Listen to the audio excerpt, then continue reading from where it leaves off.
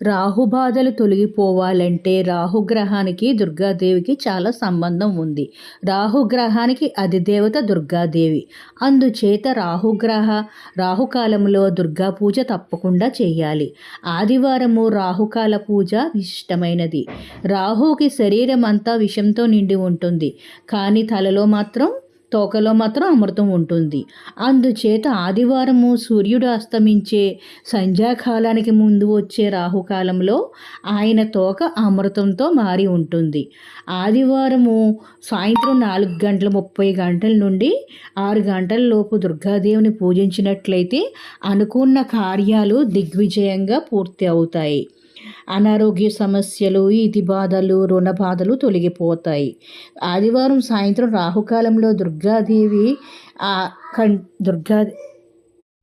దుర్గాదేవి కంటూ ప్రత్యేకంగా గల ఆలయంలో ఒక నిమ్మపండు సగం కోసి నిమ్మరసాన్ని పిండి నిమ్మపండులోని ప్రమిదల్లా తిప్పి అందులో నెయ్యి పోసి 5 ఒత్తులతో దీపం వెలిగించాలి.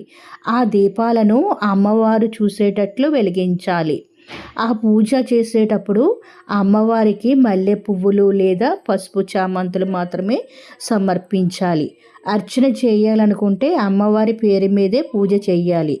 దీపం వెలిగించాక అమ్మవారికి 3 సార్లు ప్రదక్షిణ చేసి నమస్కరించుకోవాలి. దుర్గాస్తుతి చెయ్యాలి. దుర్గా పూజ తర్వాత నవగ్రహ ప్రదక్షిణ చేయకూడదు. ఇంటికి వచ్చాక పూజ గదిలో నెయ్యి దీపం వెలిగించి 5 అగరవత్తులు కర్పూరంతో పూజ చేయాలి.